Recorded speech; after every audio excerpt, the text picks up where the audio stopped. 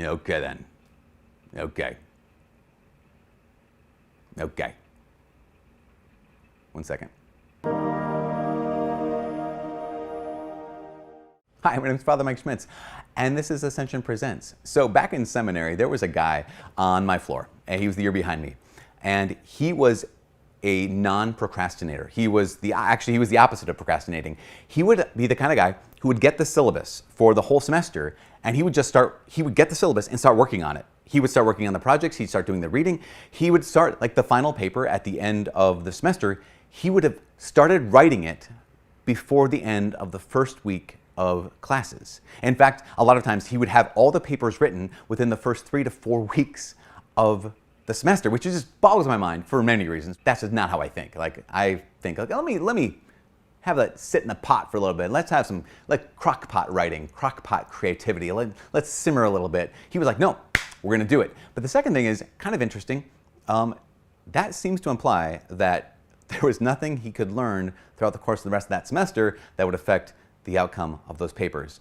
I think actually how he did it was he wrote the first draft and then he added to it because he was a pretty smart guy.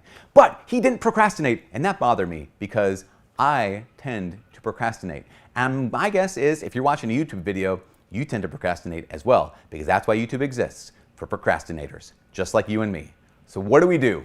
Good question, camper. I know what I should do, but I can't bring myself to do it. That's pretty much procrastination, right? First question, is this what I'm supposed to do? Second question, is this what I'm supposed to do right now? Because to everything there is a season, right?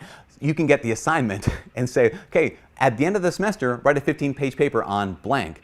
Well, at the end of the semester, I might have to learn something between the beginning of the semester and the middle of the semester so I can actually have that contribute to what I'm writing for the paper for the end of the semester. So not only is this what I'm supposed to do, is this what I'm supposed to do right now? Because answering those two questions will give you clarity on the task at hand.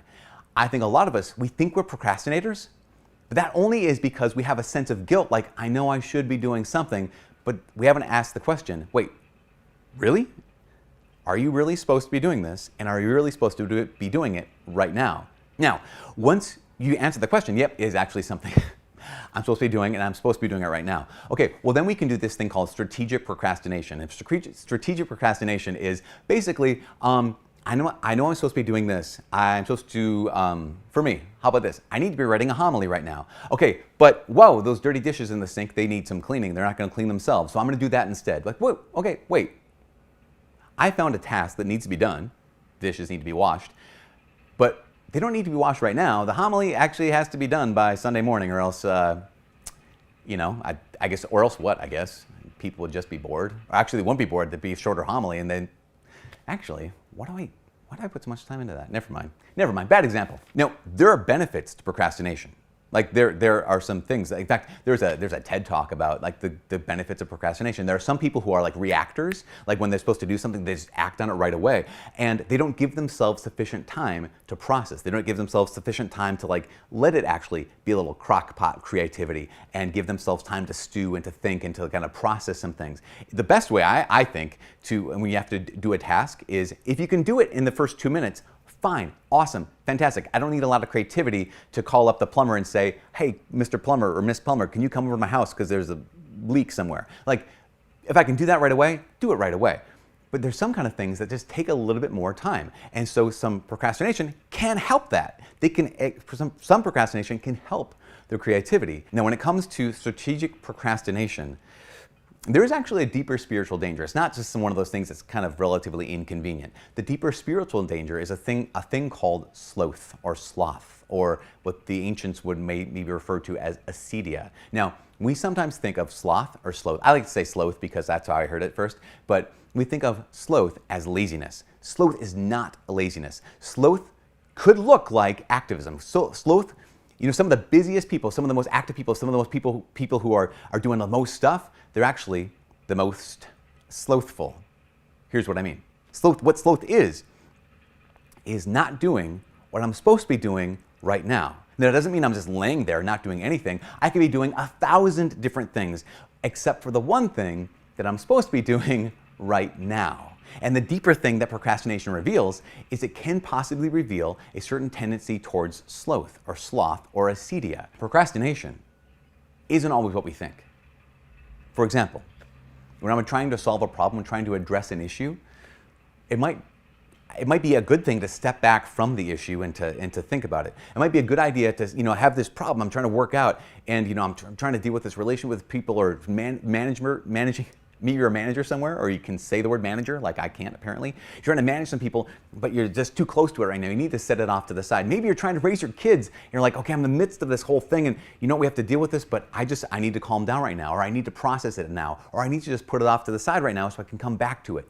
That's not procrastinating. That's doing what you're supposed to be doing right now, if what you're supposed to be doing right now is taking a step back. It's doing what you need to be doing.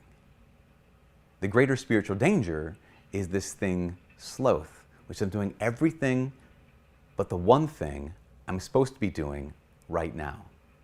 So how do you break out of sloth? How do you break out of sloth? How do you break out of procrastination? And I'd say this, it's relatively easy, because it starts small. It starts with moments. It doesn't start with a big thing, like I'm no longer going to procrastinate. I'm going to start on the syllabus right now. I'm going to write the paper right now. No.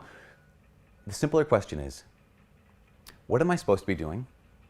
Not what's self-imposed, not what books I'm supposed to be reading, or the people I'm supposed to be calling. Maybe you're not supposed to be calling them. Maybe you need to be narrowing your gaze. Maybe I don't need to be reading all these books. Maybe I can read one chapter from some of these books rather than read the whole thing. It is not meant to be overwhelming. In fact, it's meant to be empowering. You could have a lot of talent. You have a lot of great ideas. You could have a lot of potential. But St. Teresa of Avila said this. She said, hell is full of the talented. Heaven is full of the energetic. Hell is full of people with great ideas and great plans and great projects. Heaven's full of people who said, okay, what do I need to do now? What's the one thing I'm supposed to do now? And then they did it. I bet you're one of those people. You get clarity on what you're supposed to do, what you're supposed to do now, and then go ahead and do it. It's not super complicated. It's in your grasp at this very moment. From all of us here at Ascension Presents, my name's Father Mike. God bless.